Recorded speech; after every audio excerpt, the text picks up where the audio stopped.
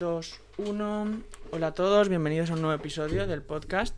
Hoy tenemos a un nuevo invitado muy especial para mí porque fue mi profesor hace muchos años. Hola David, ¿qué tal? Hola Jesús, muy bien, gracias por invitarme. Encantado de que estés y sé que va a salir una charla muy guay. Eso, Y empezamos por el... Bueno, siempre suelo empezar un poco por los inicios. Claro. Entonces, en este caso, ¿cómo empezó tu amor por la cultura clásica? Pues mira, es curioso porque, bueno, yo iba, aquí en IBI iba al colegio salesiano y había un profesor de historia que se llamaba Don Luis, un hombre un poco especial, pero muy buen profesor de historia. Y en mi caso siempre digo que cuando yo iba al colegio me gustaba mucho la historia y las matemáticas.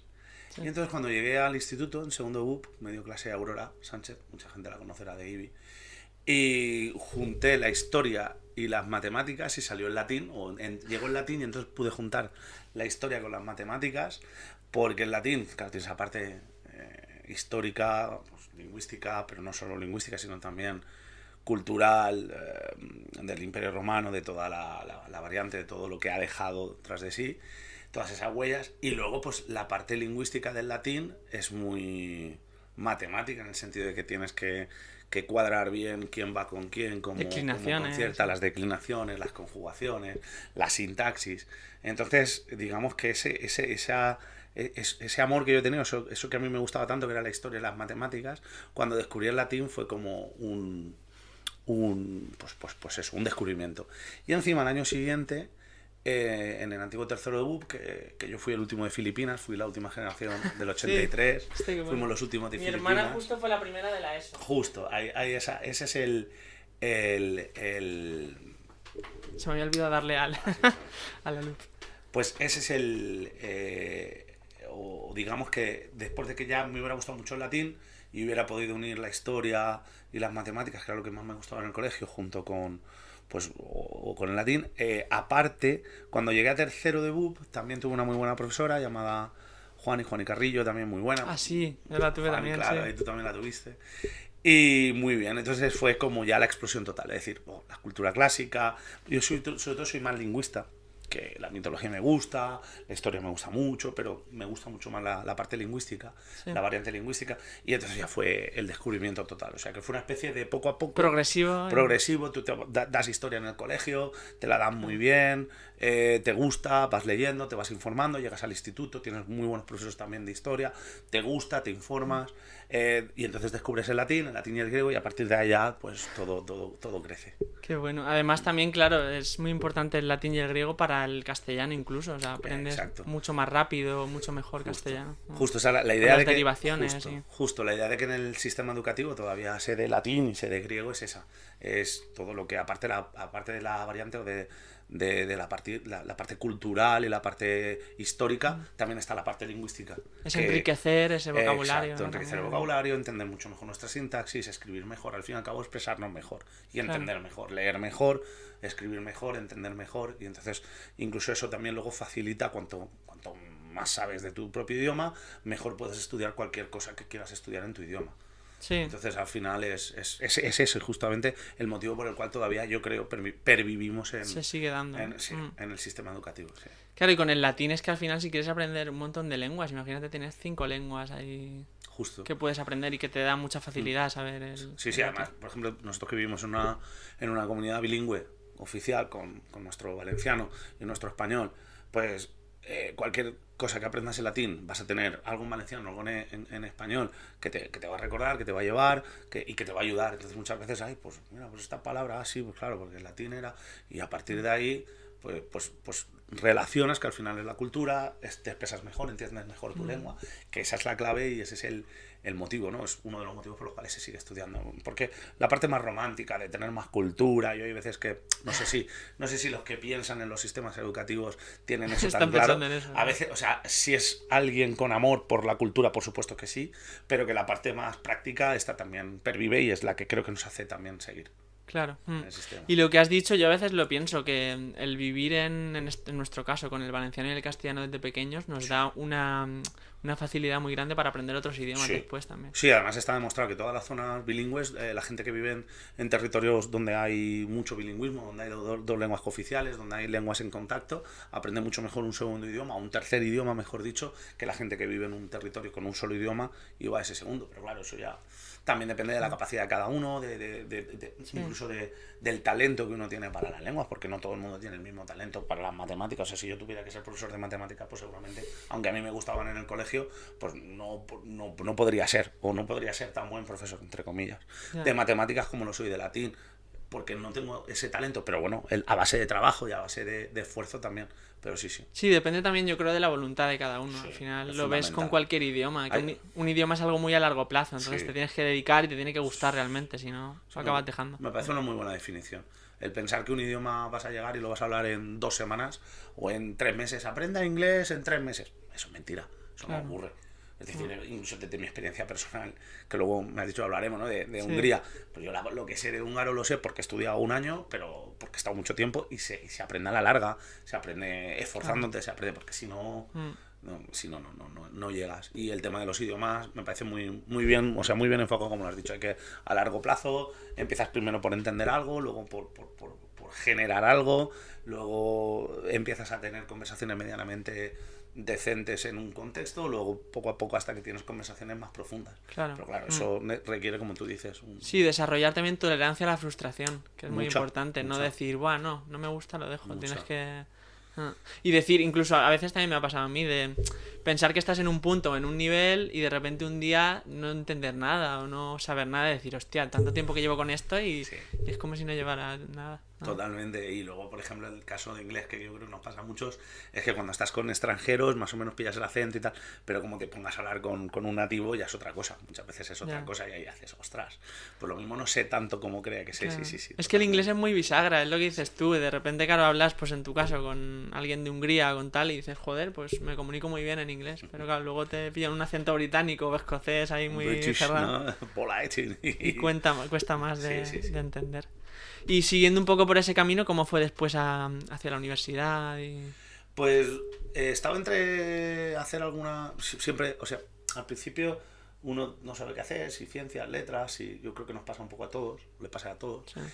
Y cuando estaba en segundo de BUP, a pesar de que me gustaban las ciencias bien, y se me daban relativamente bien, me llamaron más las letras. Y entendí que yo era más de letras por cómo me gustaba buscar la etimología, las explicaciones históricas, incluso la geografía, aunque la geografía tiene una variante también más científica. Y dije, bueno, pues voy a hacer letras. Y fue cuando cogí el griego, ¿no? También porque el latín me había gustado mucho y no sabía qué hacer. Y ya en tercero de BUP hicimos un viaje a Italia también con el instituto y ya empecé a barruntar el tema de ir a la universidad a hacer filología clásica. Lo que pasa es que filología clásica en Alicante no existe. Hay una cosa que es la mención, pero la filología clásica per se o como carrera, como grado, que se llama ahora, no existe. No existía y no existe. Entonces pues fue cuando me fui planteando y más o menos lo planteé en casa, qué pasaba si me iba a estudiar fuera.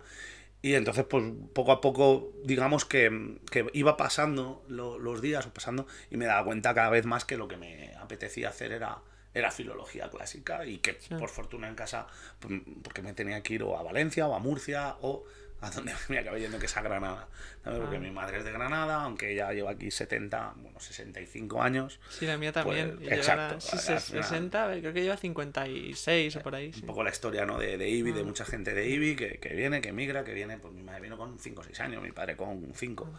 Y bueno, pues había visitado Granada un par de veces y la universidad tenía prestigio, luego es verdad que muy merecido, además muy bien organizado. La Universidad de Granada es un sitio que siempre que he necesitado algún papel o he necesitado hacer algún papeleo, muy bien, cosa que a veces no es tan fácil. Sabemos que este país la te ponen trabas a veces. Es más burocracia que burocracia. Y pues eso, al final acabé al final acabé hablando con la familia, parecía que sí, nota no se necesitaba, tampoco tenía malas notas, pero nota no se necesitaba, con lo cual es una cosa que, porque sí que hay otra gente que dice, uy, me gustaría hacer periodismo, me gustaría hacer publicidad, me gustaría hacer ingeniería. Pues claro, si vas con ahí no vas con malas notas, pero luego fallas en la selectividad, pues lo mismo no entras. Pero yo en mi caso, como sabía que iba a entrar, pues fue un año... Esa presión te la quitaste. El de Go fue un año... Sí, porque trabajé un montón, estudié un montón, aprendí muchísimo. De hecho, entré en la carrera con una preparación soberbia, magnífica, gracias porque el instituto, el Fray Ignacio Barrachina, en su momento, bueno, sigue siendo un muy buen instituto, pero en su momento es que era de los mejores de la comunidad. Y es que llegué a la universidad y todo lo que había trabajado, luego la universidad aproveché todo eso para poder seguir con una buena dinámica. Pero sí que coincido contigo en eso, que no es lo mismo hacer una cosa por obligación o con una presión que hacerlo porque quieres y porque te entregas más y también lo disfrutan más. Totalmente, Si no... sobre todo si tú eres capaz de tener una cierta auto... ¿Cómo diríamos? Si eres capaz de presionarte hacia ti mismo, una autoexigencia en la cual no te supere, ¿no? Es decir, por ejemplo, haciendo los cursos de entrenador de baloncesto, siempre se habla de un nivel de Arousa, no sé si lo pronuncio bien. Viene a ser una cosa que pasa, ¿no? Que dices, pero ¿cómo puede ser que una final un equipo parezca que no esté motivado? Pues a veces es la sobreexcitación, la sobremotivación la que te paraliza, ¿no? Hace que se dispare y se descontrole. Exacto, justo, y ese descontrol a veces aparece en forma de nervios y a veces aparece en forma de parálisis. Entonces yo creo que ese punto en el que tú te exiges, pero tú necesitas simplemente aprobar y lo haces un poco por amor propio. Yo creo que una palabra muy importante en esta vida, en la vida del estudiante, en la vida del que aprende, es el amor propio, el prurito de decir, lo puedo hacer y lo voy a hacer bien y no necesito que venga nadie detrás a decirme que lo tengo que hacer, ni que el sistema me obligue a hacerlo, o el sistema, llámalo como quieras. Sí. Y ayuda mucho. Entonces, pues fue un año, yo todo lo que entiendo que mucha gente, o lo que ahora es segundo bachillerato, sufrió y se sufre, porque no, es un año duro, yo lo sufrí. Yo no lo hice, pero he escuchado muchas historias de gente que lo pasa muy mal. Sí, sobre todo porque hay un momento que tienes la selectividad, te aprietan, aprietas, los profesores apretamos porque hay que acabar el temario, porque tienes alumnos que quieren hacer una buena carrera y para hacer, bueno, esto es un poco ley de oferta y de la demanda, ¿no? Es decir, esta carrera no una tiene que tiene alta demanda. Exacto, alta demanda, con lo cual requiere alta nota. Y entonces, pues claro, se aprietas como profesor, aprietas como alumno, la familia te aprieta, ten cuidado, en la universidad hay una serie de presiones ahí alrededor, y es duro. Y aparte que lo que se hace con... Y se condensa en muy poco tiempo también, que no da casi... Justo. Y luego, otra cosa que con el tiempo te das cuenta es el ritmo de vida que sigue un adolescente, estudiante, que hace otra actividad, pongamos deporte, pongamos música, pongamos algo de ciencia, técnica, lo que... es alto, ¿eh? Es decir, es que te levantas a las 6:30, 7 menos cuarto de la mañana. Los adolescentes que viven cerca del instituto, los que no incluso antes, te arreglas, desayunas, vas al instituto y estás de 8 a 3, generalmente. O de 8 me parece una barbaridad. Y claro, llegas a casa, llegas no llegas cansado. Es que son 7 clases seguidas, son 6. Y luego llegas y tal. Lo que pasa es que, claro, cuando eres adolescente tienes una energía tal que es incluso hasta bueno que no pares de hacer cosas. Pero claro, hay veces que el cuerpo dice hasta aquí y la mente dice hasta aquí. Y esa gestión de la presión es algo que hace muchas veces el que puedas entrar a una carrera que te guste o no, el que... También la base que tú lleves antes es muy importante, es decir, si no llevas una buena base lingüística, no llevas una buena base de matemática, las asignaturas científicas, las asignaturas de lengua te van a costar más, pero yo el tema del instituto he hecho la vista atrás y digo, pues yo estaba en segundo de U, o sea, estaba en COU, era entrenador ya del equipo cadete, que eran los chavales que tenían 2 o 3 años menos que yo, iba al gimnasio, estudiaba, hacía teatro, y al final dices, ¿cómo? Pues bueno, organizándote. Claro. Pero, había... Y luego se junta lo de la edad también, claro, que es una edad donde te enfocan mucho al futuro y estás como en esa presión de decir, hostia, quiero hacerlo bien para poder tener buenas oportunidades. Incluso en los hobbies, yo estaba pensando justo cuando lo decías, que en el baloncesto, por ejemplo, tú estás en un equipo con 17 años y en ese equipo ya se te exige cierto... cierto nivel y cierta implicación también. Justo, la palabra es perfecta, la implicación y el nivel, y vas a un partido y lo quieres ganar, luego se pierde, no pasa nada, le da la mano al contrario, el lunes entrenar mejor, pero vas a un examen y tú quieres sacar un 9 y sacas un 7, bueno, pues ya está, pues ya estudiaré más. Pero esa tolerancia a la frustración y esa exigencia es alta. O sea, por eso muchas veces hay momentos que yo exijo mucho en determinados ámbitos, pero luego hay un momento que digo, bueno, ya está. O sea, y por ejemplo, a la hora de estudiar envías unos deberes y que no lo haga o que no estudie. Yo a veces le digo, yo no te puedo poner una pistola en la cabeza. Yo tenía un muy buen compañero de universidad, un tío con una cultura vastísima, o sea, enorme. Y recuerdo que decía que el verbo leer y el verbo amar no admiten imperativo. Yo digo, sí, hombre, lee, ama, ¿no? Y claro, él hablaba de manera figurada, ¿no? Tú no le puedes decir, ¿no? Cuando no se puede obligar. Dale un besito a la tía Margarita. Y el niño, si no le gusta dar besos, o si la tía Margarita le chincha y no, pues el niño no le va si no le sale de manera sincera. Exacto. Y el verbo leer, es decir, el verbo estudiar, si tú no tienes motivación interna para estudiar, por mucho que me estudia, entonces ahí sí.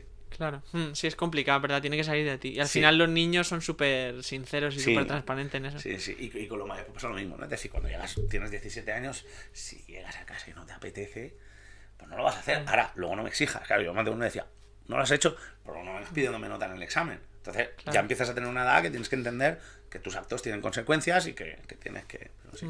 ¿Y tú cómo vives y cómo has vivido todo este tiempo lo que es el planteamiento hacia los alumnos respecto a que cada uno tiene un nivel, cada uno tiene unas motivaciones? ¿Cómo Pues- lo manejas eso un poco? Pues yo creo que cuando uno está en el instituto, hablo por mí, pero por también algunos compañeros, y ya vislumbra que va a ser profesor, y aunque no lo vislumbres o no tengas cierta vocación, empiezas a ver en los profesores qué te gusta, qué no te gusta. Y no tienen por qué gustar a todo el mundo el mismo tipo de profesor, es que eso es muy importante. Y luego ves compañeros. Tú tienes compañeros que dicen, oye, pues este tío es feliz con un 5 porque le van a exigir un 10. Entonces, poco a poco, entras en una dinámica que vas creciendo, vas madurando y dices, bueno, yo tengo 10 alumnos. Entonces, se habla muchas veces de diversidad en el aula, ¿no? Y existe. Pero también la diversidad es la diversidad intencional, es decir, yo quiero o no quiero, o yo quiero hasta aquí y yo quiero hasta aquí. Entonces, el que quiere... Entonces, poco a poco lo intento hacer como con naturalidad. Es decir, lo que sí que a veces me cabrea es cuando uno hace poco y quiere mucho. Pero cuando yo... No es dispar, ¿no? Lo que piden de lo que dan. Exacto. Pero cuando tú tienes alumnos que les pones un 5 y te dicen, profe, si es que es lo que me merezco. Perfecto. Es decir, ¿que a mí me gustaría que sacaran más notas? Sí. ¿Que trabajo en el aula e intento motivar para que trabajen más notas? Sí. ¿Que entiendo que la vida es dispar y que los alumnos son dispares y que no le puedo poner una cabeza al alumno para que estudie más? También. Y entonces intento, pues, con naturalidad, sin que esos alumnos te retrasen el ritmo de los demás. Que no te lastren. Exacto, pero sobre todo por los demás. Es decir, porque si los demás quieren sacar buena nota en selectividad o quieren aprender y tienes una persona que no te deja, mal. Ahora, pero tienes una persona que está allí, que no molesta, que más o menos hace, pero que luego cuando tiene que llegar a casa y estudiar, pues no estudia, porque prefiere jugar al fútbol, prefiere jugar a la Play, o prefiere irse a dar una vuelta con las amigas o con los amigos, pues llega un momento en que... Y pues eso, lo aprendes con el tiempo, con naturalidad, incluso, voy a hablar una vez a veces, no sé si se habla mucho, con respeto a la decisión de una persona que no quiere más. O no quiere más en ese ámbito de la vida. Si esa persona, la voluntad de cada uno. Justo, si esa persona quiere un 5, quiere un 6, ¿por qué vas tú a...? O sea, claro, obviamente lo intentas, pero ¿por qué no respetar, entre comillas, esa decisión mientras ellos te respeten? O sea, al final, esto es un quid pro quo, ¿no? Es decir, yo te respeto, tú me respetas. Entonces, a partir de ahí, intentas motivar, intentas que estudie, intentas que haga, pero no puedes sentarte con él en su casa a estudiar, ¿no? Y es que aunque te sientes, si no quieres estudiar no lo va a hacer. Entonces pues vas motivando, vas intentando, vas haciéndole ver, pero también hay un punto de respeto a la decisión de una persona que no quiere sacar un 10, sí, o no quiere sacar un 8. Pues ya está. Claro. No, y me parece muy importante también ejercitar la voluntad de cada uno que es fundamental. Y la autonomía también, o sea, lo Exacto. Que dices tú, si no quiere dar más, no hay forma de obligarlo tampoco. Que tome sus propias decisiones. Justo. Nosotros, por ejemplo, también como profes de clásicas de latín y griego, tenemos pocos alumnos. Nosotros en general tenemos pocos. Que eso suele ser positivo. Es muy positivo. Es muy... Mira, cuando se hablan de leyes de educación, lo primero que hace que a mí, una persona, capte mi atención con leyes de educación es, vamos a reducir las ratios. Empezamos bien ahí, ya. Hablamos de metodologías, de asignaturas, de horas de clase, de cómo hacerlo, pero tener poca gente en clase es fundamental. Cuanta menos gente, más les atiendes. Es que es algo de cajón. Sí, porque si ya empiezas sin poder abarcar Justo. A los que tienes, pues ¿qué más vas a hacer? ¿No? Justo. Y luego también es verdad que mi asignatura ahí es más específica y quien llega a la asignatura, algunos llegan evitando matemáticas. Sobre todo en griego hay muchos que llegan evitando las matemáticas. Pero muchos porque tienen cierta curiosidad o cierto prurito en aprender, o les gustan mucho las lenguas, o quiere hacer derecho, o quiere hacer magisterio, pero les gusta la lengua y quieren aprender. Entonces ahí ya tengo mucho ganado. No es como el profesor, porque yo también he dado lengua, he estado 8 años dando español, ¿no? Pero también he dado lengua, y ahí es sí o sí tienes que hacer la asignatura. Entonces, aunque y se nota, ¿no? Se nota la diferencia muchísimo, de uno a otro. muchísimo. Pero como tú dices, lo de ejercitar la voluntad, lo de poner autonomía en el alumno y en la persona que tienes delante y respetar un poco sus decisiones, me parece importante. Sin que sea esto la casa de Tócame Roque. O sea, Claro, sin que sea esto, sí, que haya un mínimo de... Ahí está, pero si esos respeto, mínimos existen y aquí todos aceptamos lo que tenemos, pues adelante. Claro. A mí hay algo que bueno, que de mi época de estudiante recuerdo que era lo que más me llamaba la atención, que era cuando un profesor te cuenta una historia. O sea, el tema del aprendizaje a través de las historias. Y yo contigo, por ejemplo, recuerdo que eso me llamó la atención y que me hizo interesarme más por lo latín, ¿no? O sea, por lo romano y por lo griego. Entonces, ¿qué peso le das a eso dentro de tus clases? A la narrativa también. Ya... Pues cuando un profesor, hombre, hay de todo, ¿no? Pero cuando cuentas una historia en clase, la idea es que eso que estás ahí un poco teorizando para que el alumno tenga unos conceptos, se asiente a través también de la anécdota y de la historia, porque el ser humano, zoánthropos que dicen los griegos, ¿no? Es curioso porque es una pena, porque en el griego tenía zoánthropos, que da antropono, antropoide, antropomórfico, y el latín tenía una palabra que era homo hominis, que ha derivado en hombre. ¿Qué pasa? Que nosotros hemos perdido un poco el uso de varón para hablar de algo masculino, un varón, y hemos utilizado la palabra hombre para hablar de varón. Entonces tenemos que hablar de ser humano, ¿no? Pero el ser humano es auditivo. Es decir, el ser humano y es imaginativo. Entonces, no puedes estar todo el día contando historias como si esto fuera un taller de cuentos, por decir una manera, con todo respeto, es decir, en el buen sentido, sino que tú tienes que transmitir una información. Esa información se transmite mucho mejor si la persona que está atiende, incluso escribe. El 90% de las personas tenemos una memoria visual más que auditiva, pero lo auditivo nos hace entender mucho mejor lo que hemos hecho. Entonces, y ejercitar lo visual también, está. claro. Entonces, ya tú imaginas tu película. Justo. Entonces estas historias las intento contar más como explicación de lo que se ha dado y para que quede el contexto, para que quede fijado el cómo o el qué les estás enseñando, ¿no? Es decir, si estás enseñando la guerra de Troya y tú cuentas la cólera de Aquiles y la cuentas cómo se enfada, cómo sale enfadado, sale buscando, pues empiezas a entender un poco la Ilíada, por ejemplo, ¿no? O cómo la Odisea, que es un continuo de historias, ¿no? Hasta que Ulises o Odiseo llega a Ítaca, y que incluso en Ítaca tiene varias historias más, tú la vas contando y esas peripecias se quedan. Pero claro, primero tienes que explicar bien lo que hay, quién era Ulises, dónde está Troya, dónde está... Dar contexto. Ítaca, el contexto, que era una época de la Grecia antigua, como eran pequeños reyezuelos, pequeñas cosas. Entonces, poco a poco, y cuando cuentas la historia, digamos que sirve para hilvanar, para unir todos esos puntos. Claro. Es un poco entonces un vehículo, ¿no? El contar historias para transmitir el conocimiento. Sí. Pero un vehículo que te sirva para transportar dentro conocimiento, ¿no? No un vehículo vacío, sino un vehículo que te ayude para transportar conocimiento. Y ese conocimiento es el que tú estás dando con un poquito de la teoría, que a veces gusta menos, pero que es necesaria.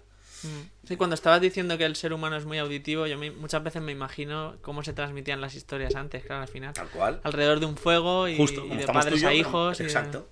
Justo. De hecho, el ser humano es auditivo. Estamos aquí, hombre, hay imagen, hay vídeo, pero esto es auditivo. Es decir, mucha gente a lo mejor se lo pone y la escucha de fondo o la escucha trabajando porque es auditivo y tú vas haciendo cosas, ya dependiendo. Si quieres prestar mucha atención, pues ya estás encima, pero sí. Y se me ocurre también mucho lo de la comparación con lo auditivo y leer al final las palabras. Porque tú no ves nada, pero en tu cabeza cada uno se imagina una cosa distinta. Justo. Y eso es muy poderoso también. Justo. Y de hecho, primero, como muy poca gente sabía leer, las primeras sociedades, los pocos que sabía leer, leían a los demás conforme iba pasando el tiempo y luego se leía en voz alta. Siempre primero se leía en voz alta. Se habla de San Agustín, o se habla de los primeros lectores en voz baja fueron ya posteriores. Primero la gente leía en voz alta. O sea, incluso para leer se necesitaba lo auditivo. Incluso, claro, que mucha gente no tenía acceso a la lectura o ni sabía leer. Pero el que sabía le leía a los demás. Pero incluso el que leía para sí mismo leía en voz alta. Está más que demostrado. Entonces, luego ya poco a poco se va y ya nosotros aprendemos a leer en voz baja, a leer para nosotros. Claro. Hoy en día es que yo creo que se está perdiendo poco a poco la lectura, ¿verdad? Tenemos tantos estímulos demasiados. De todos lados que es como que cuesta, porque al final es un ocio muy activo. O sea, el tú sentarte a leer y a imaginar es algo que cuesta por eso, porque tenemos de repente imágenes, impactos y Esa sonidos. dopamina, ¿no? Que nos entra con todo, claro. sí. Yo sí que sigo haciendo, o sea, intento hacer el ejercicio bastante, pero es verdad que Cada vez cuesta a veces sacar un rato para ello. De hecho, yo siempre, hay veces que comento, medio jocosamente, medio en serio, que no sé si podría haber sido tan buen estudiante ahora como lo fui con tanto estímulo. Es decir, es que tienes TikTok, es que tienes Instagram, es que tienes Snapchat, es que tienes... A mí me gusta, por ejemplo, Twitter, pero porque yo soy más boomer, yo soy más mayor. Pero tienes tantos estímulos ahí. Luego, cualquier vídeo que te quieras poner. Luego, YouTube. Ostras, me interesa no sé qué. Es muy interesante, porque tú tienes al alcance mucho conocimiento. No todo el conocimiento es conocimiento de verdad. Hablamos de la fake news o de hay que saber filtrar también a veces. Es muy importante, que eso es lo que se tiene que enseñar. Por eso también es importante tener una base sólida de conocimientos. Pero aparte es que, como tú dices, son tantos estímulos que, por ejemplo, el pararme a leer... Yo en mi vida, lo hablaba ayer con el hombre de la cafetería del instituto, estaba tomando un café, como por la tarde pues el hombre tiene menos trabajo, pues siempre trabamos algo de conversación. Estábamos hablando de leer, de cómo cuando tú tienes mucho trabajo y muchas cosas, aparte de la cantidad de estímulos, leer es difícil. Es decir, leer requiere sentarte, tranquilizarte, focalizarte y leer. O sea, yo recuerdo, es que vamos, llevo tiempo sin sentarme a leer. ¿Sí? O sea, leo muchísimo, pero del trabajo. Por trabajo, claro, también. En el ordenador, en el móvil, pero sentarme a leer una novela hace tiempo. Sí, y estoy pensando que, claro, tú o sea, cuando estás súper emocionado, súper exaltado, no puedes leer. O sea, tienes que estar en un estado en el que pueda entrar el conocimiento, sí. Menos si quieres leer para que se te quede algo, sí. Claro. Sí. Y luego al final también me hace mucha gracia la gente esta que sale en internet que dice a lo mejor me leo 2 libros a la semana. También esa forma de leer como un poco la revista de la peluquería. La lectura, ¿cómo se llama? La lectura rápida, transversal o rápida, sí. Cada uno. Es decir, hombre, hay gente que sí que tiene... Hay gente que es su hobby, de verdad leer, que es su pasatiempo favorito, que se sienta y lee. Eso sí que es verdad que los hay. Yo... Y los admiro, en cierto modo, o sea, no en cierto no, los admiro. Pero es eso, porque es que ahora hay tal cantidad de estímulos que es difícil centrarse. Lo que pasa es que, bueno, pues siempre se lee algo, siempre tienes una novelita, siempre tienes algo, épocas. Pero yo, por ejemplo, las épocas de mi vida que más tranquilo he estado y más asentado he estado han sido las que más he leído. Sí. Tal cual. Cuando leo de continuo, reflexiono y digo, es que ahora es igual que hacer deportes. Es que ahora es cuando tengo tiempo. Cuando voy que no puedo, que todo... Es cuando... ¡Buah! Sí, pero es verdad que va muy por épocas, porque cuando lees vives un poco las vidas de otras personas y cuando te están pasando a ti muchas cosas en tu propia vida, quieres vivirlas más que leerlas de otros. Y luego tiempo, lo que hablábamos de tiempo, concentración, decir, claro, que si no tienes tiempo, si cuando llegas a casa estás reventado, te pillas un libro y dices, vale, tienes una página y dices, ¿qué he leído? Claro, si estás, que no puedes, pues claro, te pones una peli o te pones música o... Yo a veces lo pienso que me jode mucho pensar en que no voy a poder leerme todos los libros que querría. Porque no hay tanto tiempo ni tanto... A mí ahora, Aurora, de la que he hablado, me ha regalado varios libros. Y por un lado, los voy a disfrutar de tenerlos y de ojearlos con H y sin H. Pero por otro, me queda ese resquemor de decir, es que creo que no los voy a poder. Esos más otros libros que tengo. Sí. Pero bueno... Siempre... Hay que elegir bien. Exacto. Hay que pensarse muy bien los que te quieren leer. Y bueno, me gustaría también hablar de la experiencia en Hungría. Cuéntanos un poco qué fue lo que precedió a eso, a tener que, o sea, a mudarte y cómo fue la experiencia allí, un poco. Bueno, pues resulta que en Comunidad Valenciana, bueno, y en España se subieron el número de horas de profesor de 18 a 20 en secundaria, la pública. Como el mínimo. Sí, el mínimo. Los profesores tenemos que dar una serie de horas y luego esas horas van aparejadas reuniones, guardias, estancia, en fin, todo esto, en fin, como cualquier trabajo. El tema es que subieron, entonces tú al subir, digamos que muchos profesores, los que son interinos, tú empiezas el 1 de septiembre o cuando te contraten y acabas el 31 de agosto. Hay unos recortes encubiertos y se pasa de 18 a 20 horas y se pasa a llamar a menos profesores. Entonces yo me quedo en el paro.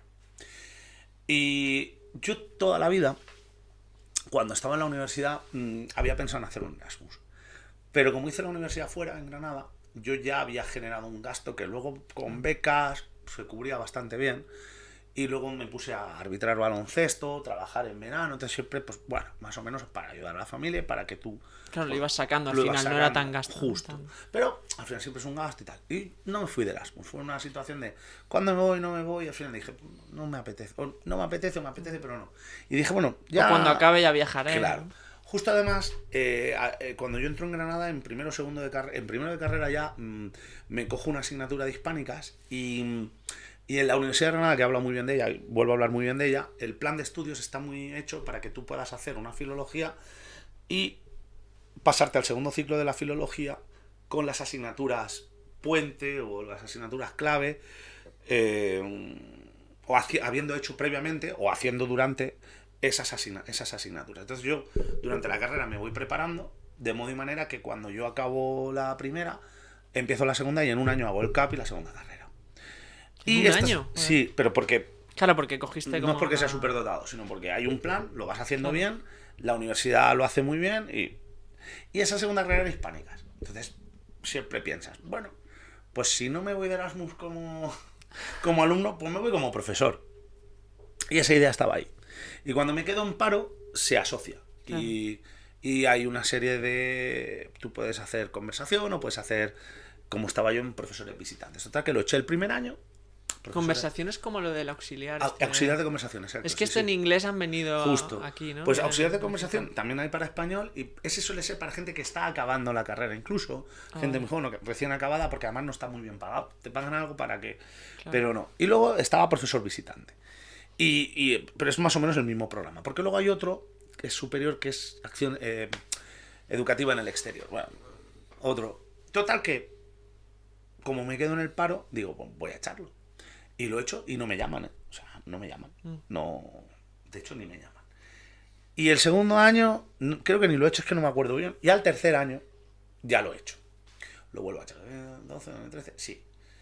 Y cuando sí que fue largo, claro. No fue largo, fue un proceso largo, sí. Desde el principio. Y bueno, pues tú cargas los documentos, eres licenciado no sé qué, no sé cuánto, los cursos, y ellos preseleccionan y envían los tal. Total que un día me llaman. Y me llaman en julio. Oye, usted tal, sí, está interesado. Sí, te hacen una entrevista. Bueno, usted ha pasado la entrevista, pero yo ahora paso su currículum a los países. Y esos países, pues básicamente era China, Rusia y países de Europa Central. Pues Polonia, Hungría, Eslovaquia, Chequia, en fin. Y nada, no me llaman. Empieza el curso, yo no trabajo, estoy aquí en el club, en el Teixe, estoy con mis cosas, me estoy tomando un café con mi madre y con mi tía. Somos los tres muy cafeteros, era como el tercer café, y me llaman un número. Digo, ¿esto qué es? No, ¿qué tal? Que soy de Hungría. Ya cuando me dice Hungría digo, ostras, esto tiene que ser secciones bilingües, que se llama, o profesores visitantes, pero secciones bilingües. Profesores visitantes es para Estados Unidos. Y, sí, tal, no, que si quieres venir a trabajar, o sea, directamente ya ni en la entrevista, era que vengas ya. Ya ni buenos días. Bueno, 24 de septiembre, espérate, que tengo mi vida organizada, déjame pensármelo aunque sea un día. No, pero me tienes que decir, bueno, déjame pensármelo una tarde, pero claro, que hay que pensar, estás en el paro, te llaman para trabajar, las condiciones. Claro, pero un cambio de vida tan repentino. Tenía que dejar. Que te impacta mucho, claro. Tenía que dejar, pues eso, muchas cosas aquí. Y también le he preguntado, oiga, ¿esto es por un año? Hombre, pues ya veremos. Digo, pues yo por un año no dejo el percal que dejé en el club y en mi vida para irme, no, tal. Total, que te lo pienses y al final dices, no hay mucho que pensar. Uno de ellos, mi amigo Madrid, me dijo, David, que en paz descanse, David, que no tiene mucho que pensar, y hablaba con la gente, ¿no? Y la verdad es que, pues eso, no hay mucho que pensar. Entonces dije que sí, y empecé el proceso, y nada, en 8 o 10 días hice el papel que había que hacer aquí, y me fui. O sea, ¿te llamaron a lo mejor a final de agosto? Me llamaron a finales de septiembre. Ah, o sea, para irte casi la semana siguiente. Es que había empezado el curso, una persona llevaba un año en el puesto que yo luego cubrí, y había empezado el curso. Y a esta persona la habían llamado de España para trabajar, tenía un problema con la madre, tenía cierta enfermedad de la madre, no sé qué. Y empezado el curso, se largó. Ah, vale, llegaste a sustituir a otro español. Una persona que llevaba, una española que llevaba un año y 15 días. Entonces, cuando yo llegué fue muy curioso, porque en Hungría, aquí las sustituciones en España, los profesores van sustituyendo, cada uno tiene unas horas de guardia y esas tienen que hacer esas sustituciones. En Hungría se funciona de otra manera. En Hungría, si no falta ningún profesor de tu departamento, no hay que cubrir a nadie. Pero si falta, tú le tienes que hacer las horas. Entre el departamento las tiene que hacer. Entonces, cuando yo llegué, tenía a mis compañeros haciendo horas extra Las tuyas, las que ibas a hacer tú. Entonces llegué como el man, es como, ha llegado. Ya les caíste bien sin conocerte. Entonces empecé con buen pie porque, claro, mis compañeros les quité el marrón de sustituir y los alumnos de repente tenían un profesor. Entonces fue muy fácil. A partir de ahí, pues, y me llamaron, pues, o sea, fue un tema de decir, como un Erasmus, pues yo lo había pensado, trabajar en el extranjero y muy bien. Muy bien, pues, claro, y 8 años. Sobre todo yo pienso que a lo mejor tú cuando lo echaste no te esperabas que te llamaran para irte la semana siguiente, claro, igual pensabas que te avisaban con tiempo. Claro, es que lo ideal... Y podías tu vida arreglarla mejor. Justo, es que lo ideal es que cuando... O sea, lo que suele pasar es que ellos en julio, cuando te llaman y tú superas la primera parte, ellos te llaman para contratarte en julio. Ahora incluso antes, porque se han espabilado, porque es que el sistema estaba muy bien, pero es que llamaban tardísimo. Ha habido años que han llamado en agosto. Entonces, a mí me llamaron en septiembre porque cubrí una sustitución, que eso no es culpa de ellos. Claro. Pero ahora, entonces lo normal es tú que esperas que en mayo te llamen, o te digan que no, o te digan que sí, o te llamen, y que si te contratan, pues que te contraten en junio, y tú los papeles que tienes que hacer con Hacienda, con el médico, con no sé qué, los puedes hacer con tiempo. Ese es el proceso normal, pero no lo pude vivir porque a mí me llamaron para hacer una sustitución. Y entonces, volviendo a ese momento justo, ¿cómo fue el empezar allí? O sea, la primera semana allí, ¿cómo fue la experiencia? ¿Mucho impacto? Pues sí. A ver, al llevar 3 años sin trabajar en enseñanza, porque yo llevaba 3 años en el paro de la enseñanza, no estaba con el club, pero eso no es trabajo. Estaba ocupado mentalmente, pero no trabajando. Fue más shock a lo mejor, ¿no? Que sí, pero muy positivo, porque tú llevas mucho tiempo sin trabajar y tú quieres trabajar. Y llegas a un sitio, el apartamento que había era espectacular, o sea, muy bueno, muy bien, porque todavía en Hungría no había estallado el boom inmobiliario, entonces se podía alquilar por un precio muy digno un buen apartamento, era un apartamento para mí solo, con una habitación grandísima, una cama enorme, un salón, comedor, cocina, una terracita, muy bien. El instituto, una pasada, un edificio precioso, muy bien hecho, los alumnos educadísimos, cuando tú entras en clase se levantan, el sistema bastante claro, bastante... De hecho, mi coordinadora Agui, que le tengo mucho aprecio en lo personal y en lo profesional, recuerdo que me decía, David, claro, es que tú me decías a todo que sí. Y yo decía, este chico no se entera. Dice, pero acaba el año y veo que sí. Digo, no, yo sí tenía alguna duda, pero claro, era un sistema que tú te haces a la idea de que no es tu país y no es tu sistema educativo. Entonces tú tienes que prestar atención. El aula es el aula, es decir, enseñar español o enseñar... Claro, supongo que no será tan diferente, ¿no? Al final. El aula, tú tienes alumnos muy respetuosos, con lo cual tú no tienes que estar, calla, siéntate. Hay otro tipo de peleas, pues por ejemplo, algo que me sorprendía, los alumnos comían en el aula, y al principio me molestaba, comían entre clases, porque entre clases allí tienen 10 minutos. Y yo decía, es que no podéis estar comiendo a todas horas, que es verdad que creo que, mira que no estoy yo para hablar de consejos de hábitos de comida, alimentarios, pero el tema es que yo tenía alumnos que se levantaban a las 5 y media, o 5 y media, 6. Porque vivían muy lejos. Claro, porque era como el instituto estaba en Alcoy, como si el instituto estuviera en Alcoy, pero fuera gente de toda la comarca, pero es que incluso al lado, enfrente del instituto había una residencia universitaria, de la gente que venía de muy lejos. Una residencia, bueno, que incluso se quedaban de estudiantil. Allí, ¿no? Sí, se quedaban allí de lunes o de domingo noche a viernes. Y por un precio, vamos, gratis, eso sí, residencias de la época comunista, pero gratis, o casi, o sea, lo que pagaban era, te valía más la pena que tu hijo viviera en la residencia, tenerlo en casa. Y los que no venían de la contorna, pero de la contorna a lo mejor se hacían 30 kilómetros. Y era instituto, ¿no? Como y era un instituto, lo que pasa es que allí sí que eligen. Entonces tienes buenos alumnos, y tienes alumnos que quieren estudiar y se levantan pronto y comen, ¿no? Entonces, a veces me chocaban esas cosas, o luego, por ejemplo, más tarde el uso del móvil, que era más difícil, porque en España ya nos hemos puesto más serios, regulado más. Más regulado, pero allí se supone que no podías. Total, que hay alguna cosa, pero cuando tú llegas a un sitio donde son respetuosos, tú quieres trabajar y trabajas, te dejan trabajar, confían en ti, estás bien, te dan un buen sitio para vivir, un sitio todo más que muy digno. Positivo, claro, todo era muy positivo. Sí, la única queja era eso, lo del móvil y lo de que comían. Sí, pues justo. Tampoco... Y muy bien, entonces muy bien. Hombre, lo que pasa es que tú llegas a un sitio donde el húngaro es muy Hay un choque cultural también sobre fuerte, todo ¿no? lingüístico. Cultural, algo, pues las horas. Por ejemplo, siempre me acuerdo, siempre pongo la misma anécdota. Llego a casa y había algunas toallas y tal, pero como soy grande, pues yo quiero una toalla más grande de la que había. Y le pego un vistazo y había una tienda de ropa de cama, de ropa del hogar y de toallas. Total, que me acerco a la tienda, llego a casa, después de trabajar, como, descanso, hago un par de cosas en la casa, me echo unas pequeñas siestas, hago un par de cosas en la casa, y esto que ya lo tengo todo hecho, voy a comprar. Llego a la tienda, cerrado. Ostras, ¿qué ha pasado? Hostia, claro. Miro horario. De 9 a 5:30. Y se acabó. ¿Cómo? No paran para... No, para comer no se para. Y a las 5:30 una tienda cerrada. Y la gente se acostumbra.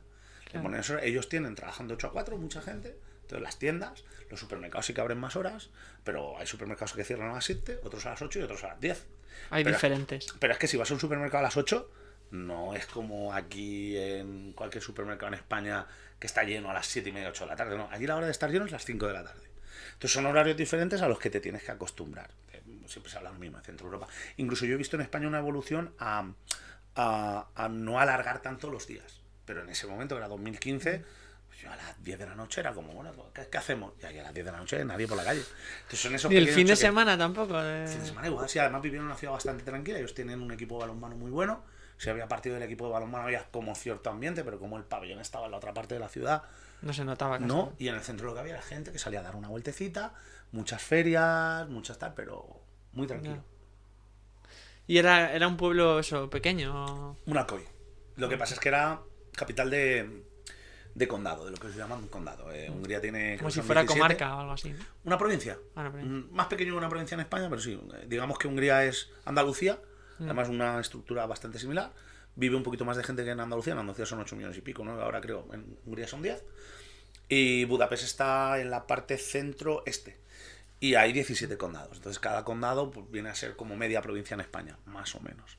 Y este condado de Veszprém, el condado de las Reinas, además, la ciudad de las Reinas, que llaman, pues tiene un laguito, un lago, que es uno de los lagos de agua dulce de Centro Europa, el más grande, el lago Balatón. Sí. Y muy bien, entonces es una provincia de unos 250, 300.000 habitantes en total. Veszprém tiene 60.000, Ajka, escrito Ajka, tiene unos 30.000, y luego Balaton Füret y ciudades del Balaton, pues 8, 10, 12, 15. Y allí ya le llaman ciudad a todo lo que supere 3.000 habitantes. Pero Veszprém es la capital. Entonces ¿y tuviste oportunidad también de ver el resto del país? Sí. Entre el baloncesto y el turismo, sí. Budapest al principio, sobre todo, es una ciudad... Claro.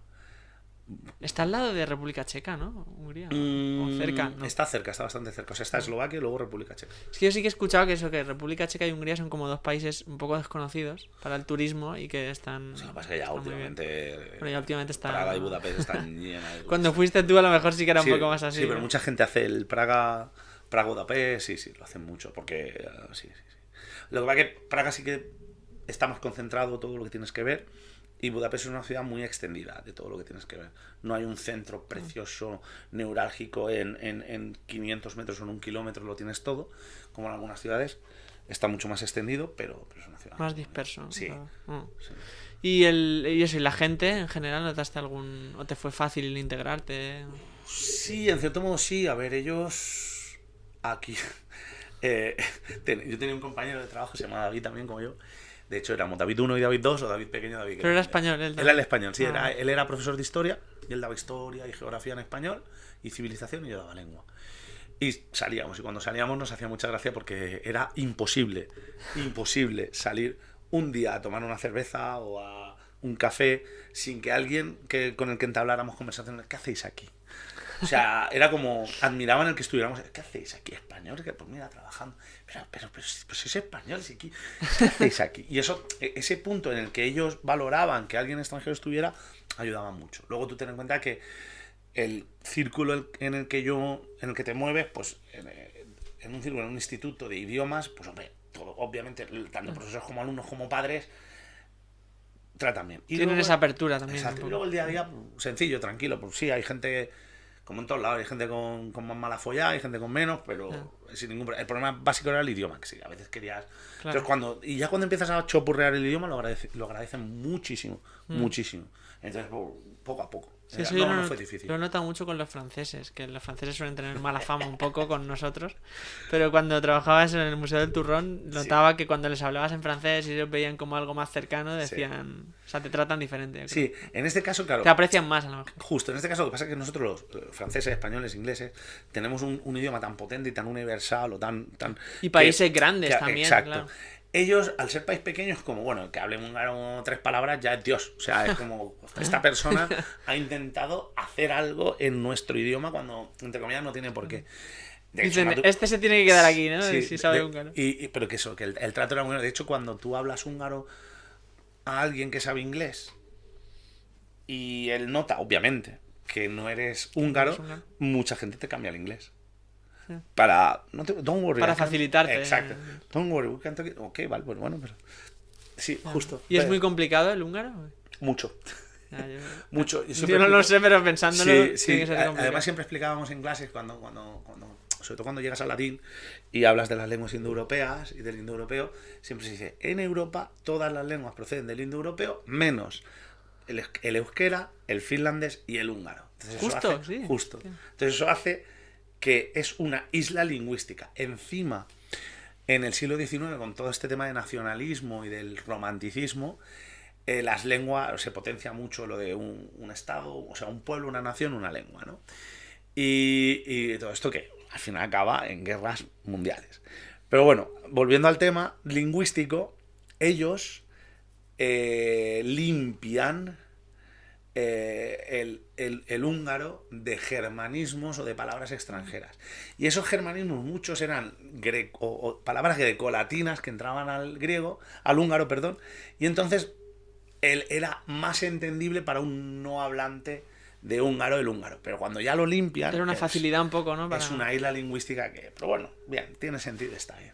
Sí. Claro, y sobre todo yo lo pienso mucho con los países nórdicos, que son idiomas que hablan al final 9 millones, 10 millones, igual que en Hungría.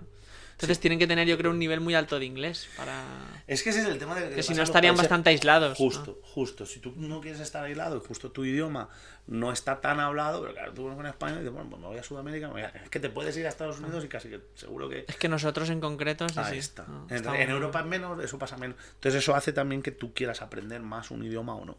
Es una de los... Está la motivación interna, pero también hay motivaciones externas. Sí, también pasa con la gente, los angloparlantes, porque es eso, muchas veces su idioma es tan grande que no se dan la oportunidad o pasan de los otros y no quieren aprender. De hecho, hay un... Aparte, o sea, si tú quitas... Porque sí que en España la mitad de la población habla una segunda lengua, pero es una segunda lengua nativa o propia, ¿no? Pero hay un dato que siempre se refleja, que es muy interesante con esto de las lenguas y de por qué se aprende, y es...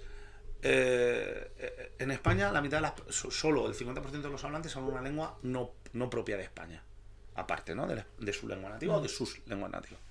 Y solo hay un país o 2 países donde sus hablantes hablan menos idiomas extranjeros que España. ¿Cuál va a ser? No sé, Estados Unidos o... Bueno, estamos hablando de Europa. De Europa. No sé. Inglaterra. ¿No? O Reino Unido. Claro, porque ellos con su idioma, si yo donde vaya todo el mundo habla inglés, ¿para qué quiero hablar otro idioma? Y luego los franceses están ahí un poco, aprenden, pero si hablas inglés con un francés es divertido. Sí. It's funny. Yo creo que viene también un poco del imperialismo y del... Exacto, y la necesidad de decir, si yo voy a salir y me van a entender, si yo voy a hacer negocios y me van a entender, si yo para trabajar no lo necesito, si yo voy a investigar en la universidad y los papers están en mi idioma, ¿qué necesidad tengo de...? Claro. Entonces, pues pasa eso. Sí, como que si ellos se adaptan... Claro, pues... En cambio, si tu idioma pues no lo habla mucha gente, pues no te queda otra que, hostia, si quiero estudiar en otro idioma, si quiero avanzar, si quiero investigar, si quiero hacer negocios, necesito... Entonces, en mi zona se aprendía también bastante alemán, porque está, bueno, frontera con Austria, y además, pues mucho con Alemania, y al final es una necesidad, ¿no? De la necesidad de hacer una virtud. ¿Y lo aprenden desde el instituto o desde el colegio? Desde el colegio, desde tercero o cuarto. No empiezan muy tarde a dar inglés, ¿eh? No empiezan muy pronto, quiero decir. No empiezan con 3 años, yellow, blue, high. No. Empiezan a estudiarlo. Es que no me acuerdo si es en cuarto o en quinto. Ellos tienen un sistema como nuestro antiguo de 8 más 4.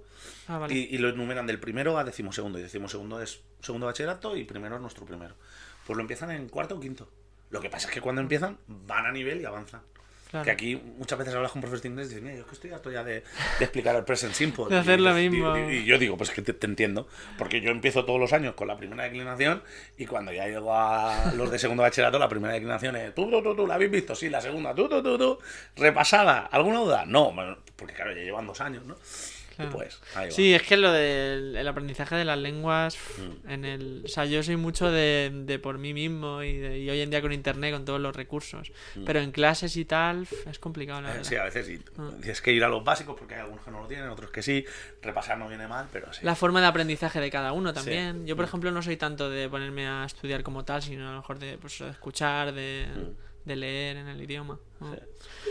Y bueno, yendo un poco quería volver a lo clásico. A mí me encanta, bueno, la cultura griega sobre todo y la latina también. Pero si tuvieras que recomendar algún, no sé, bueno, libros o incluso documentales o películas. Uy, hay muchísimos. Mira, libros. O, bueno, mira, primero dime algo o sea, lo que más te guste a ti y luego ya si quieres recomiendas algo. Yo soy más de Roma que de Grecia, aunque Grecia me gusta mucho. Por eso, un libro, Una de Romanos, de Carlos Goñi, creo recordar. ¿Es una canción de Sabina también? También, sí. Y documentales es que hay muchos. Hay muchos. No sabría decir. Pero, por ejemplo, a aquel que guste mucho el cine, Troya está muy bien. Troya no es la Ilíada, es una mezcla, pero no sé está exactamente, pero... Y otra película no he visto la segunda todavía, pero una película que es muy buena, está muy bien hecha, Gladiador. Sí. Que en latín era Gladiator, o sea, un clásico del cine, pero es que es espectacular, está muy bien hecha, tiene sus licencias, pero está muy bien hecha. Sí, es bastante fiel, ¿no? A lo histórico también. Sí, no es un documental. Claro. No es un documental. Tiene sus fallos, pero está muy bien. Sí, es que con Troya a veces también lo he hablado con algún amigo que hay gente, lo que dices tú, que se piensa que va a ver la historia exactamente como es y al final tiene que tener licencias. Claro, justo. Además, es que son dos... Si no, a lo mejor no sería tan atractivo para la gente. Claro. Que si no pasaría de ser una película a un documental. Tú lo que quieres es una película a un documental. Son 2 narraciones, son dos lenguajes narrativos diferentes y dos propuestas diferentes y dos objetivos diferentes, sí. Pero la Odisea yo creo que no la han hecho porque sería muy cara. Hay alguna peli, hay creo. Una Odisea pero, sí. antigua que no está nada mal. Se llama así, la Odisea. Sí, yo recuerdo de ver la escena esta del... ¿Es un cíclope? Sí, la del cíclope. Con la roca y tal. Esa escena recuerdo verla, pero en una peli a lo mejor que es de los 70 o de... Sí, justo, los 70 por ahí, sí. Sí, está muy bien. El de los libros de Santiago Posteguillo también están bastante también, bien. pero claro, luego ahí ya entra lo mismo, ¿no? Él, que también ficciona un poco. Sí, pero aparte Posteguillo es profesor de la Universidad de la Jaime I, si no me equivoco. Castellón. De latín, además. O de latín o de historia antigua. No lo sé. Hay naufrago, no me acuerdo. Pero sé que él sabe del tema, o sea, es una persona que es profesor universitario y creo que de eso. Y, pues claro, él tiene, aparte que ficciona muy bien y narra muy bien, pues eso es una ficción. Él se va a coger, lo que pasa es que como conoce tanto, pues él va... Un narrador, un novelista, va a coger lo que le interesa para que la historia fluya. Pero lo mismo, es decir, si alguien lo quiere tomar de una manera más divertida, en vez de pillarse un manual, se puede coger libros de historia relacionados de alguna época y va a aprender. A mí lo que me encanta también es eso, volver a esas épocas, porque de ahí venimos mucho. Ya del lenguaje hemos hablado ya, pero de muchas de las costumbres. O incluso de los sistemas que hoy en día... La siesta era la hora sexta romana, que después de comer ahí descansaban. El ocio, el negocio, el otium, el trabajar por la mañana unas horas, pero luego por las tardes tener tiempo libre, ir a las termas, ir al foro, ir a relacionarse, los festivos, los FAS, los NEFAS, ¿no? Los días que hay que hacer, los días que no hay que hacer, los días que se trabaja, los días que no. Sí, nuestra sociedad, claro, viene de ahí mucho. Pues nada, vamos a acabar y como hemos hablado, grabaremos sobre baloncesto pronto. Cuando quieras. Y nada, muchas gracias, David, a ti, Jesús, muchas gracias. Bueno, ha sido un placer. Igualmente. A los que escucháis, gracias por escuchar y nos vemos en el siguiente. Chao.